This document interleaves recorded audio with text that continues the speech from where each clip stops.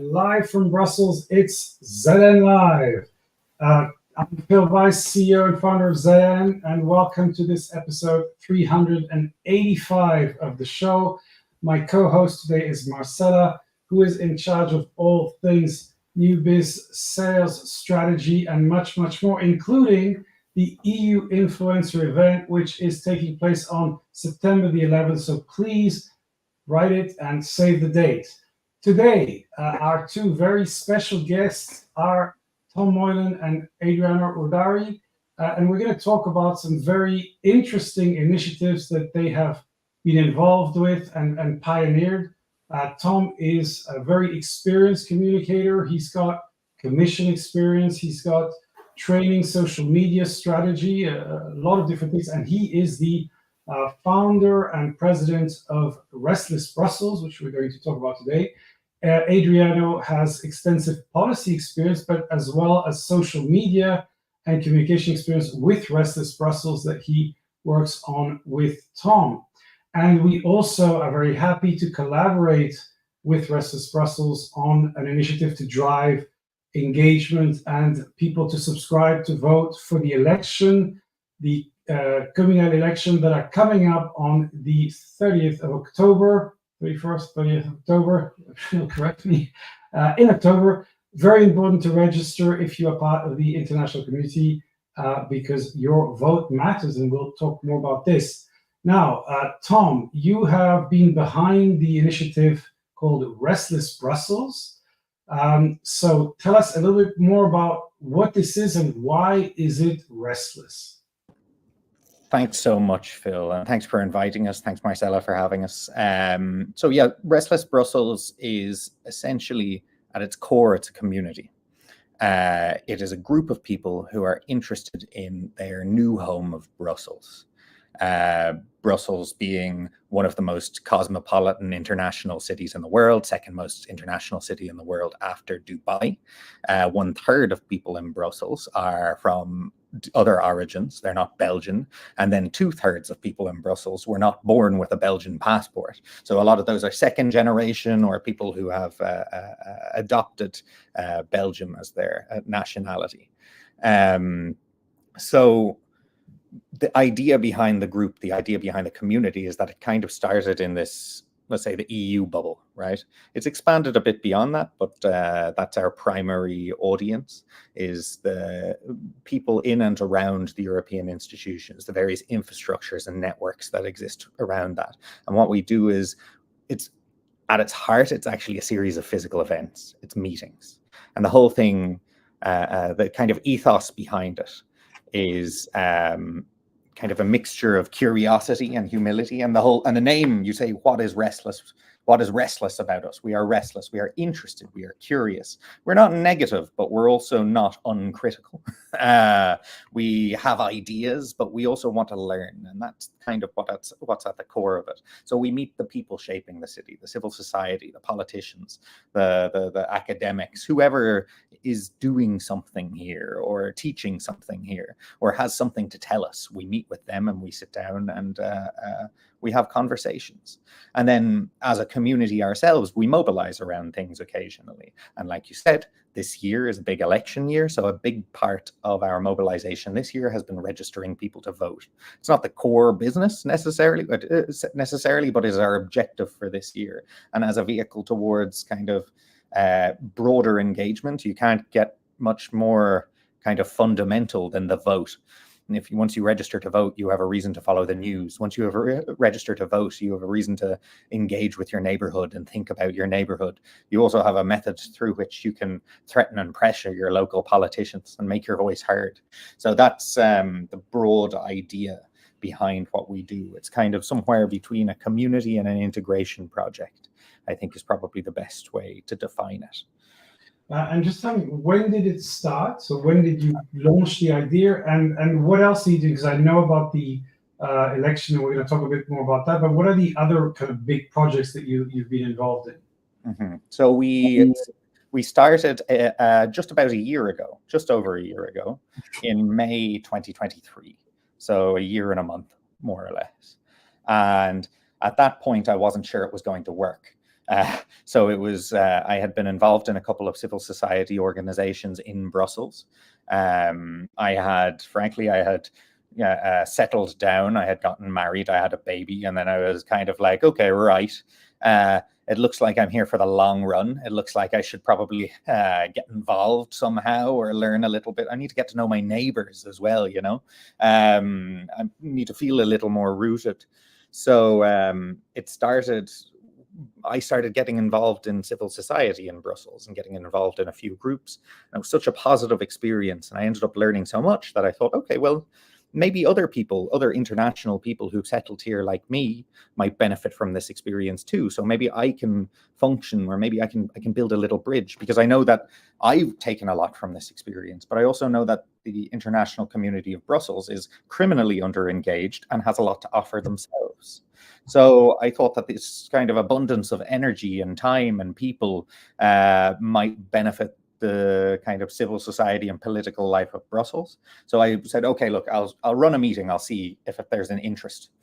And I have a particular personal interest in mobility, which was reflected in the early meetings. We're not actually a mobility project, but a lot of people thought we were, because I just like mobility. And the very first event I ran was kind of a reflection on the Good Move mobility plan in Brussels. And I said, okay, I'll invite a bunch of people. And indeed, I used LinkedIn was my first platform. And I'll invite a bunch of people. And if people show up, I'll keep doing it. And if people don't show up, I'll pretend this never happened, and I'll crawl back into my hole, and I'll erase all trace of it from the internet. And I ran the first meeting, and 70 people showed up, and I was like, okay, we're on to something. And then immediately afterwards, myself and Pavel, who is a web designer, designed the website. We sat down. We were like, okay, there's something here. Let's build this website. Let's start constructing a bit of digital infrastructure around this and see what we can do with it. Excellent. Now, your focus now has been on the election and on getting people to vote, something that we are both involved with. So we're also supporting Vote Brussels, which was linked to One Blue, One Vote, which is with the very specific idea of getting people from the international community more involved with Brussels and its political life. So that was essentially the main objective. Now, the question is, how did you use your channels? And I think it's also interesting because you have quite a strong and dedicated presence personally on Twitter or X. So that's where you started from. So my question is, how did you go from there to building your channels? And I know Adriano is overseeing that, and so how's it been working, and what have been the kind of key decisions and priorities?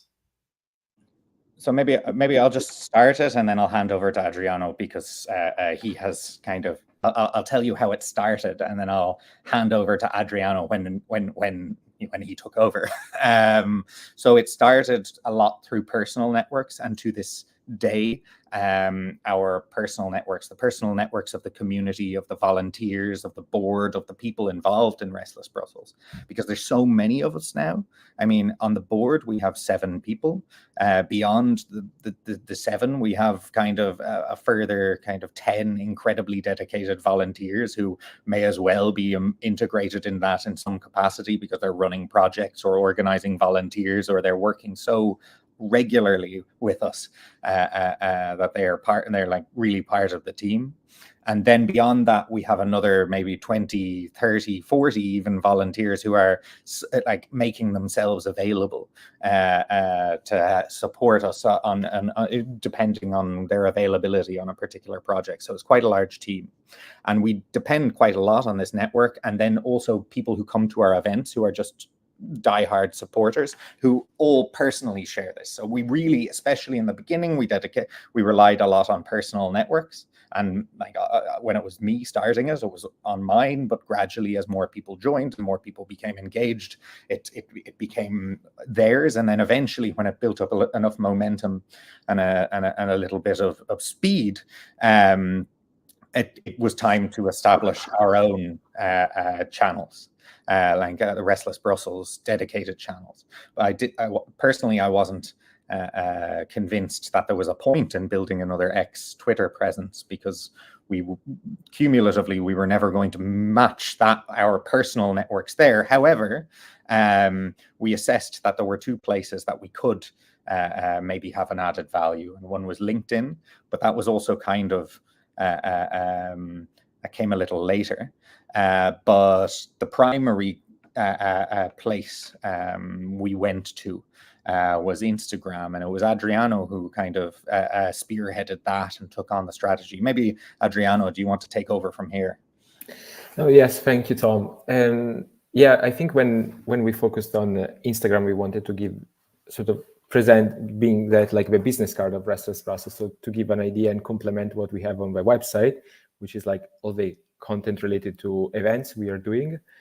But also with the Instagram profile, we wanted to really explain the tone of our event, explain kind of like the identity of the events and the activities we organize with Restless Brussels. So it was really important for us to really look very self-ironic, very enthusiastic, and also very curious about whatever is happening in Brussels. So we were really trying to, with this organization profile, to show the feelings that there are behind the kind of activities we've been organized, and the people on the board, and the whole community behind Restless Brussels. So it was really important for us to really make sure that we were really aware of like our audience, and make sure that we could communicate information in this very self-ironic way. There is a lot of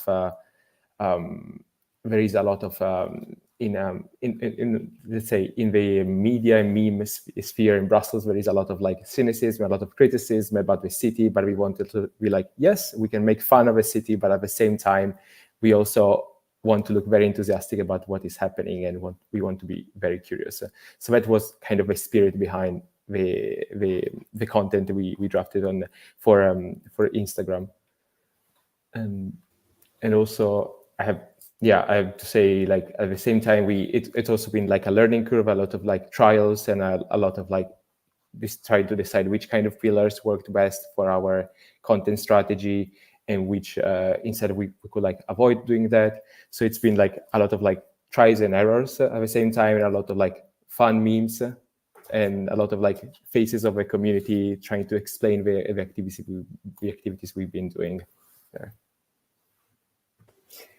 Yeah, and I have to say, I love the content as well that you're pushing out on the different channels, but especially on Instagram as well.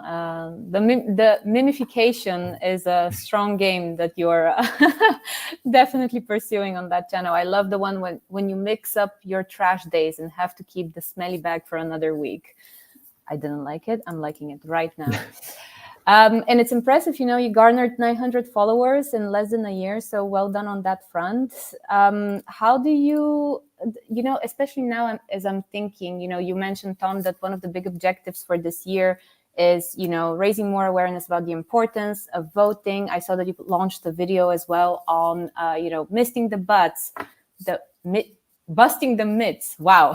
Busting the myths on why are people not registering to vote. So what are maybe some of the excuses that you found of people not wanting to do it, and how are you going about trying to change the narrative, the perception on that front? Yeah, I mean, so the election drive element is kind of our objective for this year, right? So it is the big focus for this year. It's not necessarily why we exist. We collaborate a lot with Vote Brussels on this, but we are trying to do something a little different. But this, for this year being an election year, we're trying to help people understand how to register to vote, and persuade them to register to vote, but at the same time also cultivate a deeper interest and introduce them to their potential representatives, for example, give them opportunities to have conversations about what they want their neighborhoods to look like, and therefore kind of not just votes, but quality votes, votes with thought behind it. That's what we're trying to cultivate in our community, at least, which is not everyone in Brussels. It's a fairly narrow subset. So I guess we try as much as possible to but we try as much as possible to target them and what they think. So with that in mind, we have identified that in this very specific community, which is kind of the EU bubble and surroundings, a reasonably privileged socioeconomically like educated group of people who are in Brussels, and there's also a kind of a mindset that's attached to their presence in Brussels, that sometimes people come here and think that they're here temporarily, and it becomes gradually a more permanent feature. Like I told you, I woke up one day, I was like, oh, well, I'm here now, and that was 10 years after I had arrived. So, I mean, this is, we on the one hand, we try to overcome the barrier that is that mindset by saying, look, the moment you arrive in Brussels, you are a resident here and you have an interest here and you have a stake here. And I know Adriano is an excellent example of that, because he arrived and he hit the ground and he immediately joined, well, not immediately, but very shortly after arrival, joined Restless Brussels and began, not only that, but began to help lead it. So on the one hand, we really try and hit this committing to the city. No matter how long you think you'll be here, from the moment you arrive, a city is a joint project. So we're working on it together. But then beyond that, there are some kind of little specificities or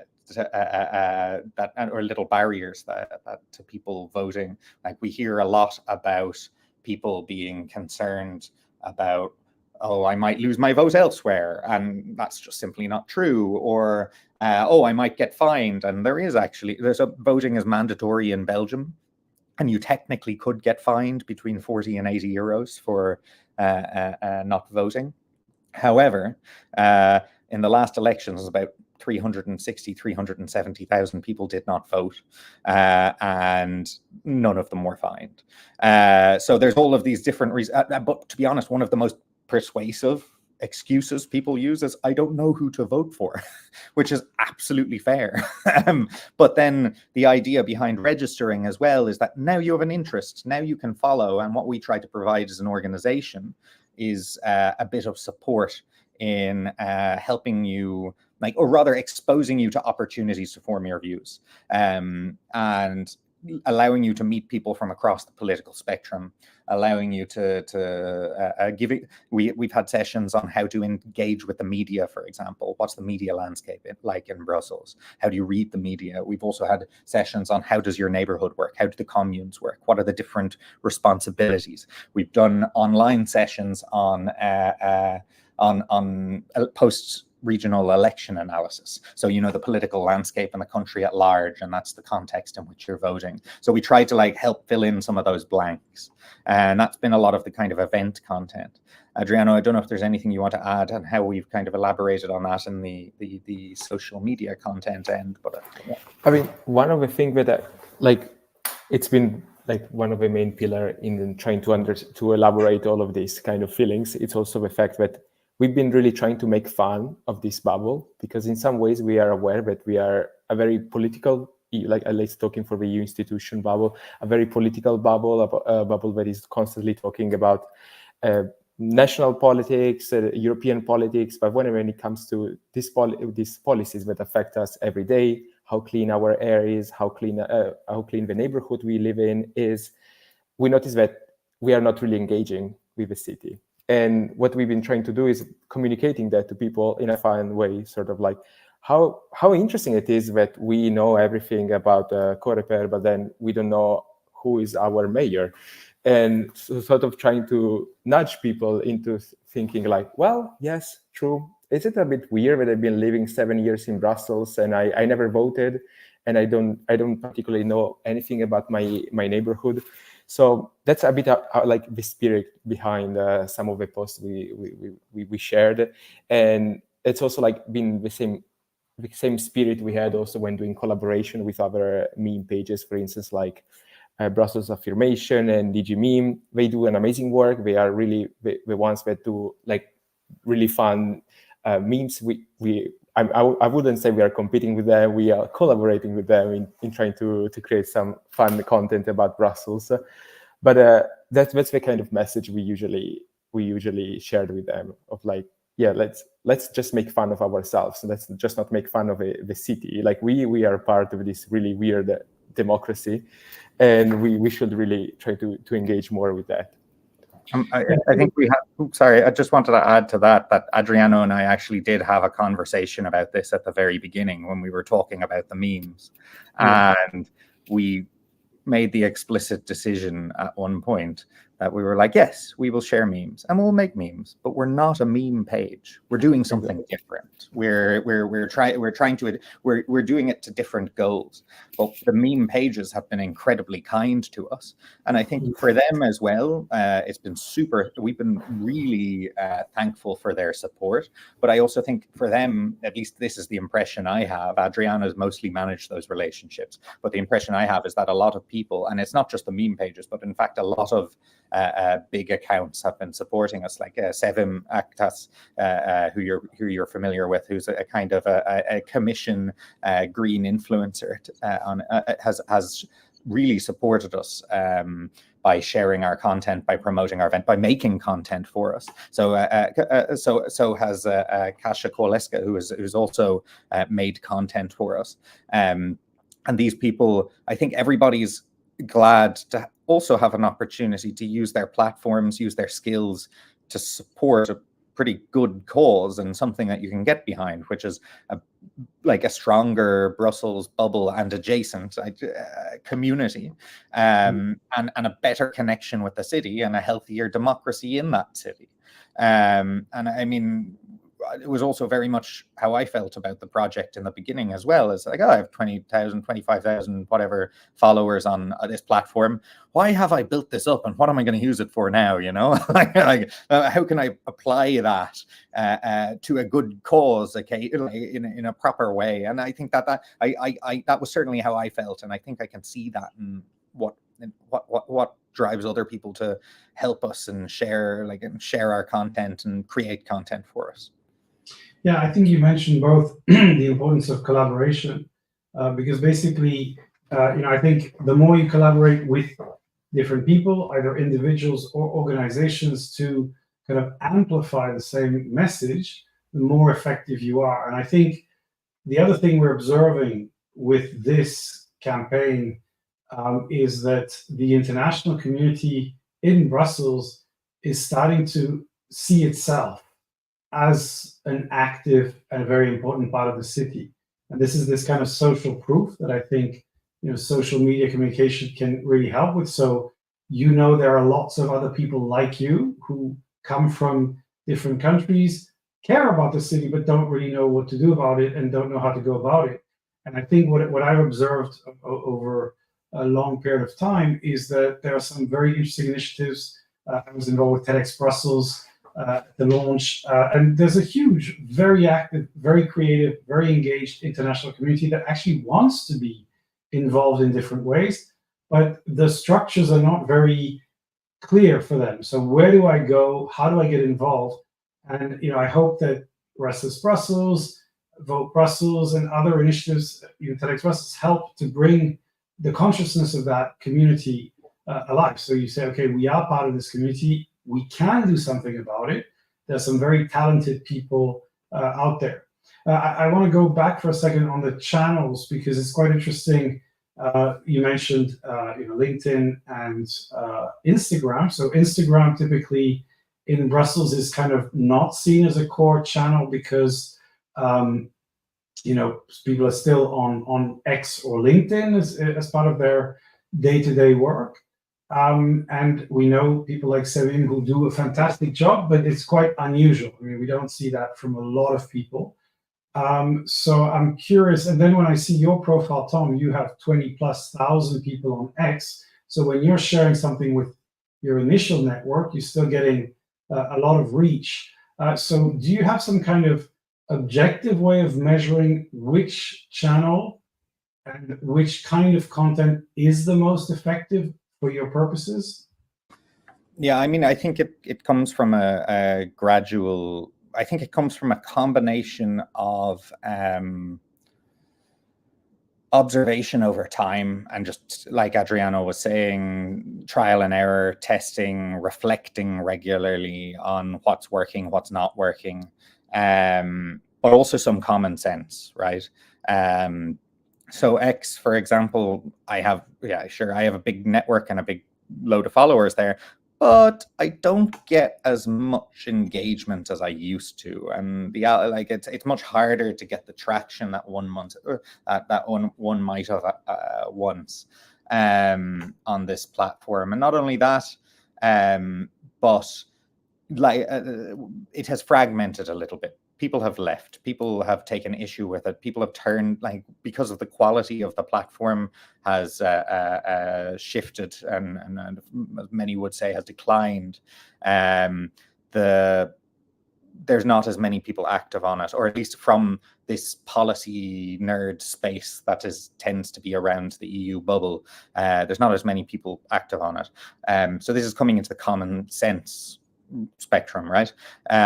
Meanwhile, Instagram, there's still quite a lot of opportunity, but there's also, as Adriano was saying, there's opportunity to spread the vibes of the organization and still get that growth. And then LinkedIn being the most practical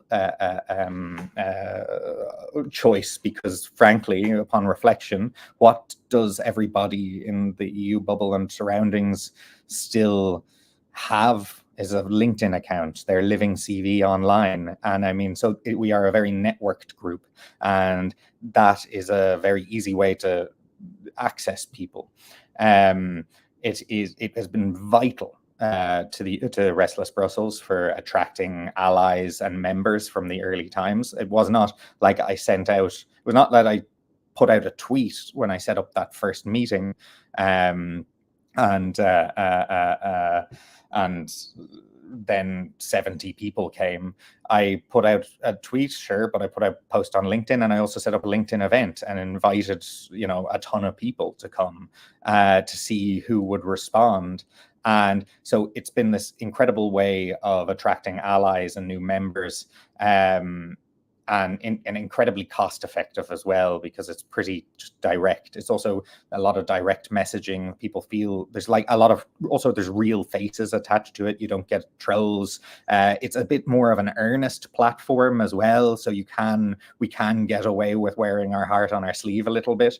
And also it's a bit of a nerdy platform. So we can get away with talking about the technicalities of the city, that type of thing. And also fundamentally as well, for our volunteers, for the people getting involved, I think a lot of them come in because they're interested in the area of urbanism, just from an objective standpoint. And quite a few, not all of them, quite a few also make the connection with their day jobs, because we run events on all sorts of things. I mean, we run events on climate resilience, on community building, on linguistic differences in the city, on children's experiences of the city, of gendered experiences of the city, all sorts of different topics. And people see that part when you're on LinkedIn. You see that through the lens of the type of things that you're working on too. So people make those connections. I get people writing to me all the time saying, my organization works on X. I would love to make the connection with the city. Do you know an NGO or a person who's working on that? And we could all get together and have an event or a meeting on that. And so it's become this great way to attract a lot of allies and members. And if I could add something on that, is just that a couple of observations I noticed, especially from Instagram. You mentioned that Instagram, it's more unusual for this bubble, and that's fair. I understand that, but I see how it's becoming, especially for the kind of activities we do, essential. Because in some ways, I'm trying to think like a case scenario. If we had to have only LinkedIn, I think we will be perceived as much more formal. Instead, like whatever we are doing on Instagram and whatever all our activities that we do in person are really about like free time of people. Like people are deciding to go there after work. So we cannot be only on LinkedIn, because it will be perceived like, oh my God, it's going to be a networking evening. it's also a place where you meet people, but I hope people enter this space not as being like a lobbyist or somebody working in the commission, but we enter this space as somebody that lives in Brussels, somebody that wants to connect to their neighbors, somebody that wants to connect to their community. And I think Instagram is way better in creating this kind of vibe in general. And also, like, I noticed another observation that I wanted to make is that, okay, memes are something we talked about because it's funny, it's a bit creative, and it's really like one of the pillar of our strategy on Instagram. But on the other side, something that is really important for us is showing the community and showing the kind of activities that the community does. And this is the kind of content that I think it's actually getting most of tractions. Not only maybe a meme can have more vibes, we can have more views, but then if I think about a video we did with one of our volunteer, Olivier, who was telling that he spent his Sunday morning going at the Flagey market, getting people registered for voting in local elections. I remember that get a lot of like traction among his community, his friends, but also among like a lot of the community, the people that were following us. It was like about comments, it was about the video being shared. So you see how like this is having a lot of impact. And also when you see this kind of action of like one of our volunteers going there out in the street and getting people registered, this usually tends to have a lot of people registering online because they see the example of this person doing this kind of activity. So it really creates much more this sense of community compared to LinkedIn, which I think in some ways will feel more professional instead of like being more informal as on Instagram. Right. So I mean, and I'll be, very, very interested to see what the collective impact of all this has been on people's registrations. I mean, we'll know that after the election, but hopefully we'll see some kind of movement there. I think there's been a lot more this time than in the previous one. So hopefully this will be helping making Brussels more democratic. I think that's what we all want. So that's fantastic. Okay, now. And also just to say, I mean, I do believe that your content is quite effective. I mean, I have been following you also for a while, but I have no excuses not to vote anymore. Also because this is just a little announcement. I just became Belgian. So this is my, thank you. Yeah, I feel even more part of the community now. No, but I think it's a great initiative and continue doing the great job that you're doing. Thank you. Thank you. I'd also just jump in and add something to that last thought on the impact as well, because I've been thinking about this quite a lot, right? And we are focusing on the elections this year, but we also have plans to kind of go back to other types of business afterwards, right? And get back to connecting with the city in other ways that are not just electoral engagement and are not just political, but also more civil society, more culture. But we still need to make that plan. We're still in the middle of the voter drive, so that's to come a little later, maybe after the elections. But I'd also just add that no matter what the impact is, what has been really nice for our community as well is having a collective project, because an awful lot of what we have done is bringing people together to have conversations, training people, giving them new skills. We did a local activist boot camp for about 50, 60 people earlier this year to teach them how to kind of be active in their neighborhoods. We've given people improve your neighbor. We have a guy called Harold who goes around and teaches people to improve their neighborhoods. And they've been like really, really nice sessions, but also the voter engagement project has allowed us to mobilize the community, get people together in groups to go out in the streets, like Ollie, like Leon, like Sabina, like all of these, like everybody who was out last week at the big voter drive. We had put 40 volunteers in the streets, and then there was there was 5 other partner organizations putting people in the streets at the same time, and it's an opportunity for all of us to get out and do something together. So no matter what the impact is, I personally consider the project in itself a huge success in a community building sense and in a mobilization sense, and giving people their first taste of getting involved in Brussels in a very real, tangible way. Yeah, I totally agree. I was at one of the events where lots of people turned up, great discussions, great networking. And as I said, I think we're seeing a community kind of come to life more actively, more engaged than it was before. So I think that's a fantastic outcome. Just want to say that Justin has been commenting. He's congratulating you, Marcella, and saying hi. Now, we will now go to the recommendations. So roll jingle.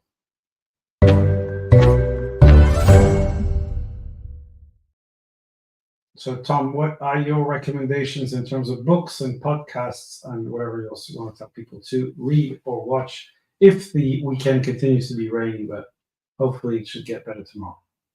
Yeah, so I have a book to recommend, which, like I said, mobility is something I really like and I'm really interested in.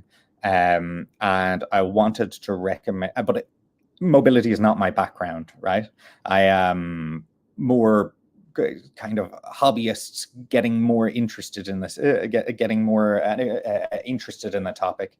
And not only that, but it's also been a bit of a gateway into how I look at everything else in the city. It was mobility, and then it became public space, and then it became social interactions within public space, and then it became social equality, and then it became, you can't look at, in a city, you can't look at one thing without looking at all of these different things.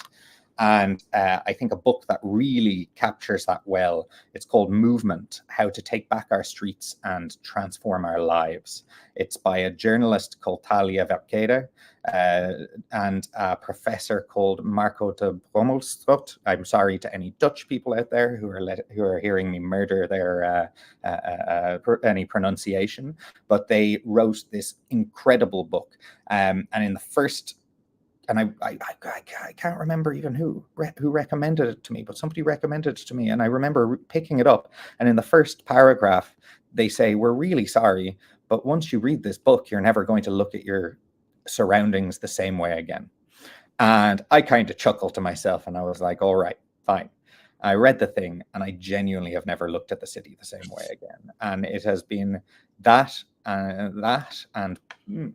book and pushing a buggy around Brussels have been the two major catalysts of my radicalization and interest in urbanism. Has been it. So I can't recommend it enough. It's incredibly readable. It's incredibly accessible and very compelling. But yes, with the caveat and with the warning, you'll never look at the city the same way again. Fantastic. So, Adriano, what is your recommendation? I was actually, before the podcast, I was thinking about potential ideas for recommending, how to say, it was not only about books, newsletter, and so on. So I started thinking, what is really inspiring me when I'm trying to create content for Restless Brussels? And I know this is not specific, this is not maybe the best in terms of like mental health, but I'm like, one of the big inspirations for what we do, it's been TikTok. Like this is I notice how like this is way different from like, I don't know, like usual newsletters, LinkedIn posts, or maybe important people that are trying to give ideas on how to create content. But I think that one of the best inspiration on how to create really some engaging content for us it's been TikTok, at least for me and some of the volunteers we've been chatting about with. This is like one of our algorithms, which is like really weird way of thinking it. But also there are a lot of like profiles in the communication section that are really helping in trying to understand how we can communicate certain ideas and certain messages. So yeah, I think it's a very Gen Z recommendation, but I have to say in the last month, I haven't found the time to read because it's always been like trying to think what we could create next for Restless Brussels. So it's been a constant focus. I think I will take some of the recommendation for the break in August, the usual reading. So, kids, you heard it here first. Spend more time on TikTok. Marcella, what is your recommendation? With a limit, please. I'll give you the mic just in case Jonathan Hay comes after me with his. Well, Adriano is on TikTok. I'm on Instagram. So my recommendation is actually this account called The New Happy. And, you know, I mean, for those who know me, I'm a big believer in mental health. And I think as we're talking about, you know, in the context of elections and, you know, what the future holds, there's a lot of restlessness, pun intended. with, like how things will evolve. So I really like this profile because they do a lot of nice creative visual cues on, how you can ground yourself, how you can be more mindful, and how you can live a happier life. So if you're ever having, a moment of anxiety attack, I suggest you go there. The creator is Stephanie Harrison. She's great. She started this account in 2018, and she's using science to explain, like how you can lead a happier and more mindful life. She just launched a book as well, and she's starting a book club for the next 5 weeks to talk about all of the tools that you can, learn from and apply in your life to get 1% happier. So that's my recommendation for this Friday. Excellent. There's also a book called 1% Happier, by the way. So if you're spending too much time on TikTok, jump to Instagram, and hopefully you'll feel better. My recommendation is actually because of the American news cycle and the Biden question. Basically, it's a political podcast called The Rest. What is it? Thank you. The Rest is Politics US with British journalist Antonio Scaramucci, so the one who was press secretary for about 5 minutes under the Trump administration, having a lot of discussions about gossips inside the Democratic Party and what is going to happen next. So I feel that the news cycle is packed with basically what Joe Biden says at press conferences, and we're analyzing every single move and hesitation. So that's been just trying to figure out what's going to happen next. So that's all we have time for. Have a fantastic weekend. Thank you so much for all the great work you're doing. Looking forward to continuing our conversation online, offline, and in Brussels. Thank you. Have a great weekend. Bye. Bye.